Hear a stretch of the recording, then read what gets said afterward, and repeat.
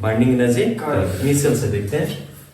ये हम लोग प्लॉट करते हैं binding energy per nucleon versus atomic mass number versus atomic mass number. तो अभी मैं बताया था कि बाइंडिंग एनर्जी पर न्यूक्लियन क्या क्या सिग्निफिकेंस है। जिसका बाइंडिंग एनर्जी पर न्यूक्लियन ज्यादा वो ज्यादा स्टेबल होगा, जिसका बाइंडिंग एनर्जी पर न्यूक्लियन कम वो उतना ही कम स्टेबल होगा। तो वाई एक्सिस में हमने रखा binding energy per nucleon mega electron volt में, किसमें मेगा इलेक्ट्रॉन वोल्ट में, और इधर आपका एटॉमिक मास नंबर है। क्लियर है ना। तो मैंने डिविजन्स ले लिया है 0, 50, 100 कुछ डिवीजन, उसी तरह वाई एक्सिस में भी डिवीजन लिया है। मैंने क्लासिफाई किया है न्यूक्लियस को A less than 30 light nuclei, A greater than 170 heavy nuclei, और जिनकी वैल्यू लाई करेगी, जिनकी एटॉमिक मास नंबर की वैल्यू बिटवीन 30 और 170 के लाई करेगा, उसको हम लोग मॉडरेट के रेंज में रखेंगे। क्लियर है ना। तो स्टार्ट होता है, देखो यहाँ पे आप देख सकते हो ये तुम्हारे लाइट न्यूक्लियाई है, ये यहाँ पे देखो ये हाइड्रोजन का आइसोटोप है 1H2 1H2। उसके बाद नेक्स्ट आपका बाइंडिंग एनर्जी बढ़ रहा है, ये है 1H3, क्या है 1H3। उसके बाद यहाँ पे ध्यान देना एकदम, उसके बाद देखो बाइंडिंग एनर्जी शार्पली इंक्रीज कर रहा है, बहुत ज्यादा हाई हो जा रहा है, ये है आपका हीलियम, ये क्या है हीलियम 42He। उसके बाद बाइंडिंग एनर्जी कम हो रहा है लिथियम, इसका मतलब हीलियम ज्यादा स्टेबल है लिथियम का, उसका न्यूक्लियस।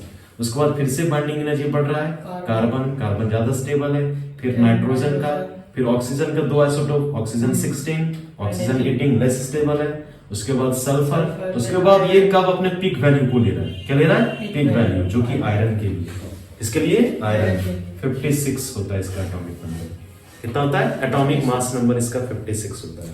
तो इसका वैल्यू तुम्हें याद रखना है, ये वैल्यू होता है 8.75 mega electron volt. Binding energy iron का सबसे ज्यादा होता है। तो सबसे पहले देखो यहां ध्यान दो, बाइंडिंग एनर्जी बहुत कम है, ये देखो हाइड्रोजन आइसोटोप्स के लिए बाइंडिंग एनर्जी पर न्यूक्लियन का वैल्यू क्या है वेरी लेस। फिर आगे तुम बढ़ रहे हो लाइट न्यूक्लियाई के रेंज में 50 या 30 से नीचे अगर तुम आओगे 50 खास से 25 इधर वाले रेंज में रह रहे हो, इनका बाइंडिंग एनर्जी पर न्यूक्लियन क्या है बहुत कम है, देखो 8 से कम ही है। अरे है नहीं, ये वाला 8 के देखो रेंज नीचे है। इवन तुम हाइड्रोजन के आइसोटोप्स को अगर देखोगे तो 4 से भी नीचे। अरे बोलो यार। तो मैं बोलूंगा कि अगर ये दो आइसोटोप्स हाइड्रोजन के कंबाइन कर जाए, क्या कर जाए कंबाइन कर जाए, फ्यूज कर जाए हाई टेम्परेचर में, तो अगर ये फ्यूज करेंगे, दो छोटा छोटा न्यूक्लियस अगर फ्यूज करेंगे तो बड़ा न्यूक्लियस बनाएगा ना, हीलियम न्यूक्लियस बना सकता है। और हीलियम का देखो 6 से क्या है ज्यादा, मोर स्टेबल, क्या है मोर स्टेबल। यही रीजन होता है कि एग्जाम में तुम्हारा जो आएगा कि how we can explain nuclear fusion and nuclear fission on the basis of binding energy curve.